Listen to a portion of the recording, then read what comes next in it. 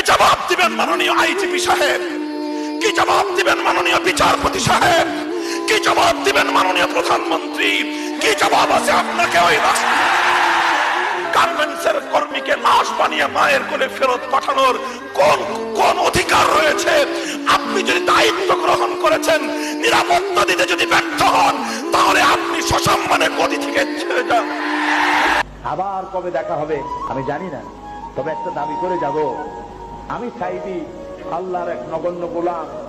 যেদিন আপনাদের কাছে খবর হবে সাইদি পৃথিবী থেকে বিদায় হয়েছে, আমি আপনাদের কাছে শুধু দোয়া চাইব, আপনারা প্রাণ ভরে আমার জন্য দোয়া করবেন। আল্লাহ রাব্বুল আলামিন কিয়ামতে আমাকে যেন ক্ষমা করে দেন, আল্লাহ পাক তার জান্নাতের ভিতরে যেন জায়গা তৈরি করে দেন। আমি শুধু আপনাদের দোয়া চাই।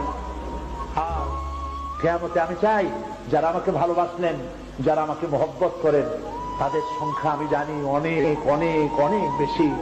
আমি আল্লাহকে বলবো, আল্লাহ আমাকে যারা ভালোবাসে এরা আমার মায়ের পেটের ভাইরা, এক জেলার মানুষ নয়। ব্যাপারটা এমন না যে আল্লাহ লিখে রেখেছেন বলে আপনি বেছে নিচ্ছেন।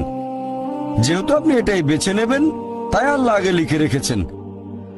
এখানে পছন্দ আপনার, তবে আল্লাহ আপনার পছন্দ জানেন। যেমন ধরেন একটা রাস্তার মোড়ে আসলেন, সামনে 5টা রাস্তা, রোড নাম্বার 1, 2, 3, 4, 5। এখানে পছন্দ আপনার, বেছে নিতে পারেন রোড নাম্বার 1, 2, 3, 4, 5।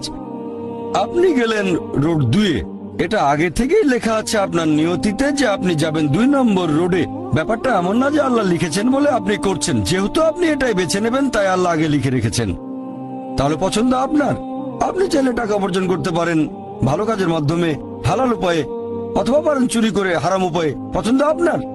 ধরেন চুরি করলেন, এটা আপনার সিদ্ধান্ত। তবে আল্লাহ আগে থেকে জানেন যে এই লোকটা সহজে টাকা পেতে চায়, তাই চুরি করবে। তাই আল্লাহ আগে লিখে রেখেছেন যে এই লোকটা 25 বছর বয়সে চুরি করবে। এখানে দোষটা কার? দোষ আসলে আপনার। তবে আল্লাহর আছে ইলমে গায়েব, তাই তিনি আগেই লিখে রেখেছেন।